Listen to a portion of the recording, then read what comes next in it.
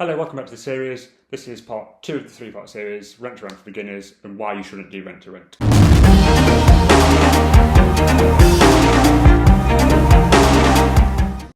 So, that sounds a bit counterintuitive by someone who sells rent to rent deals and invests in rent to rent deals, but I can give you the insights.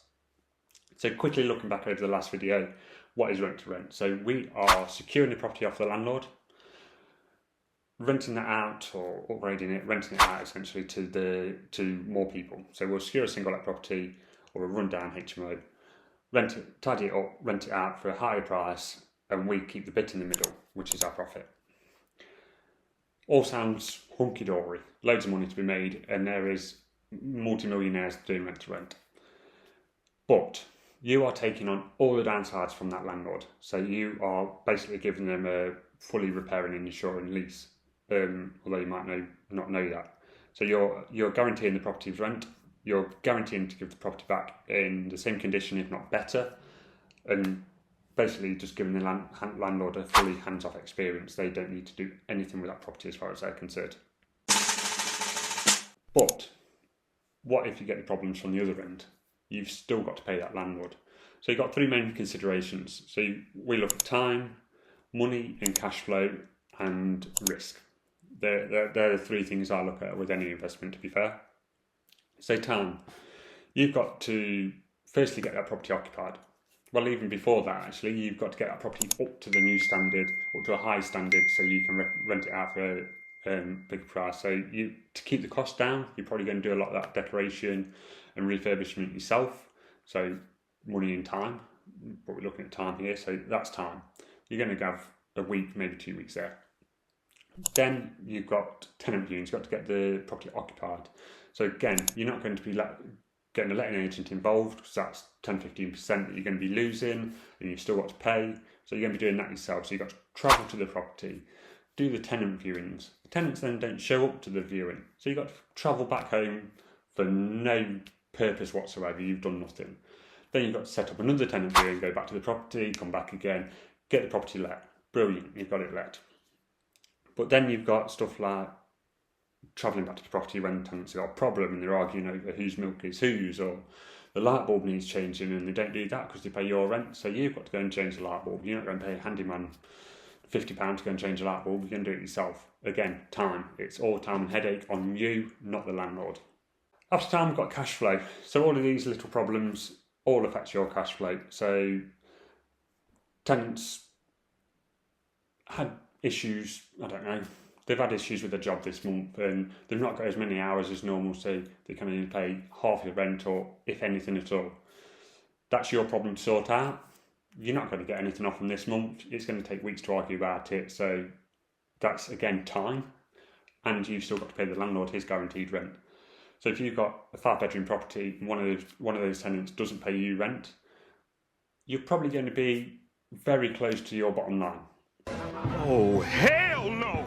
That's if they don't pay you rent. If they pay you rent next month, if you then get a void in that property, again, you've got to spend time getting that void let out. Then we're going to look at money and cash flow. This is obviously the biggest thing. This is the main concern, and it's where we want to make profit. If you have a tenant that decides they're going to move away, they don't need to be in the area anymore, they lost a job, going to move somewhere else, you're going to have a void period. You're going to have at least a couple of weeks to turn that room around, which is fair enough. It happens, everyone's got a life, they're going to move in and out of property, that's fine. But it's your problem, not the landlord's problem. So you're going to have, say you've got a month to turn that property around, that's going to bring you very close, for a standard rent to rent deal, that's going to bring you very close to your bottom line, to your break-even point. In that time, you could have someone else decide to move out. Quite often they form close friendship groups, so they'll go together. So that's going to bring you pretty much losing. You've still got to pay the landlord rent. This is your problem, not theirs. They've got a hands-off experience. You're guaranteeing their rent. You've got to manage this on cash flow on the other end to make sure you can pay their rent. That's just voids. Then, obviously, why it's void, actually, go back to that. Why it's void, you're probably going to have to redecorate, refurnish the room. Perhaps not refurnish, but you're going to have to tidy it up. So you're going to have the cash outlay whilst you're losing money, which is even more of a headache. Then we'll go to perhaps a bit worse type tenant, the one that doesn't pay. you're going to have one. Everyone has one somewhere in their career. So they're not paying. They don't want to pay. You've got to try and get them out. So you've got to wait so long before you can apply for eviction, go through the courts, which is taking ages at the minute. No! God, please, no! No! No! All this time they're not paying. During that period, you're going to have other people coming and going out of property. So you're going to have a standard void period while you're moving tenants in and out. You've got another room that's not paying. So one is your break-even point. Two, you're probably going to be losing on a standard rent-to-rent deal unless you've secured an absolutely amazing deal, which is rare from what I've seen. You're going to be losing and you've still got to pay the landlord their guaranteed rent. This is your problem. All of this is your problem, nobody else's. Then we're going to move on and look at risk. So obviously, all the money side of thing, that's a big risk anyway. You, like I keep saying, you're guaranteeing that rent. So you've got the rent to pay, the council tax to pay. If you're doing professionals, if you've got students, then that doesn't matter. If you're doing professionals, you're probably going to have bills to pay. You're doing a bills all-inclusive package. So all of that is on there, and it's all cost every month. It's going to keep rolling in, whether you've got that property full or not. Then you've got damage. So sometimes life happens. We all damage stuff. I've got a broken light shade up there that's not been replaced yet, but it's going to be at your cost. So tenants could break the bed, pull a door handle off. What else do they do? Damage the fridge. Fridge is always the one, they don't seem to close it and then it frosts over and you can't close the door, so it gets even worse and all the food goes off and then you're arguing who pays for the food. General wear and tear, so carpets, you get a leak, the boiler blows, shower doesn't work. All of this is your problem, your cost, your time, nobody else's. Bad tenants, it's always going to be the bad tenant that stays as well. So if you've got someone growing drugs in the property or someone just causing a nuisance in the property, they're the ones that are going to stay because you're not going to be able to kick them out.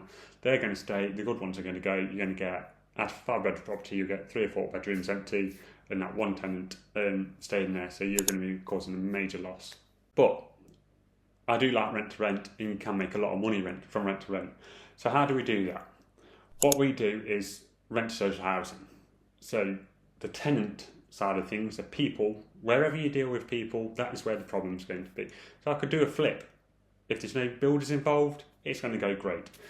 The same with the HMO. If there's no people involved, it's going to go great. People is where the problem is.